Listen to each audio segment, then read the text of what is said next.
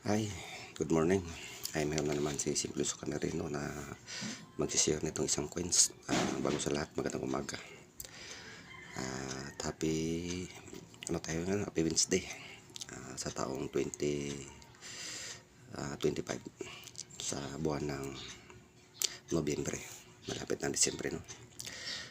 Advance Merry Christmas sa inyo, mga ka-coins. Maraming salamat sa suporta.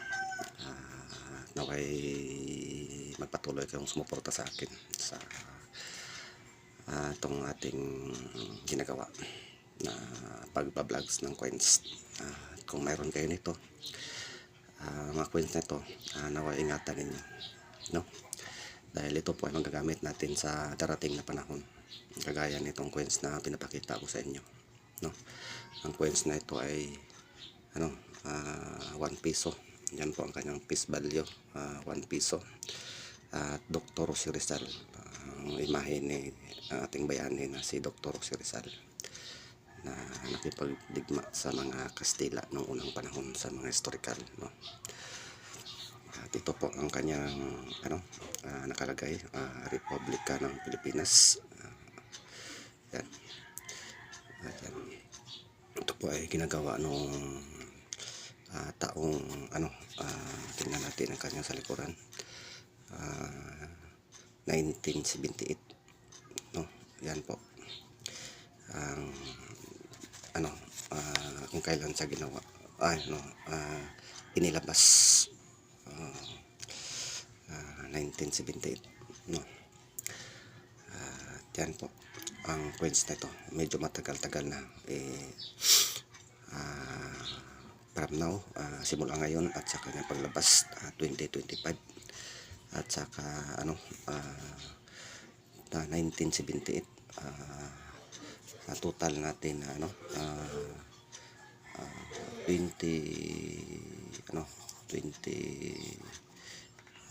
25, no?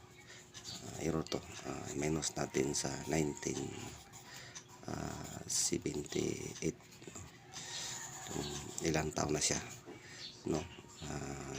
15, 7, 1,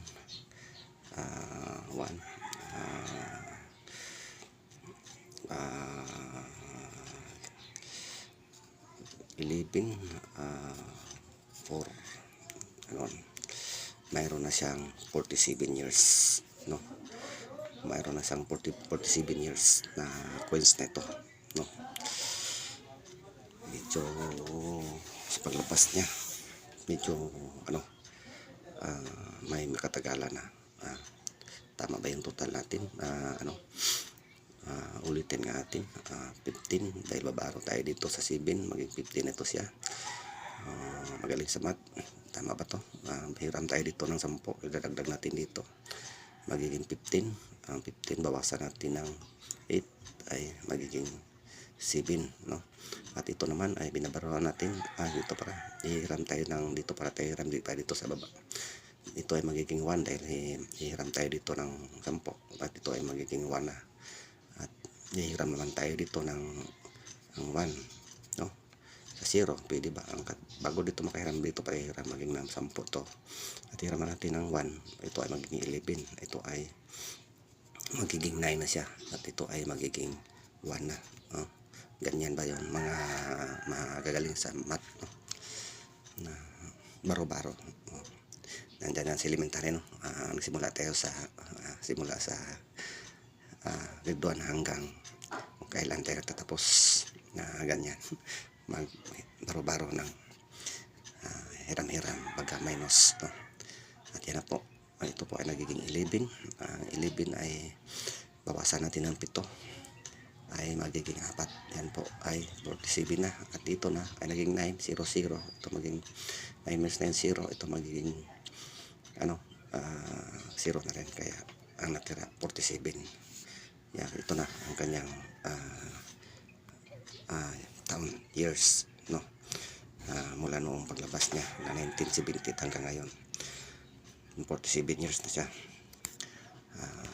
Magkasing edad na natin, no? Dahil sa siguro 1975 ako, siya 1947, 50 mga years lalabas siya, no. Ito na coins nito,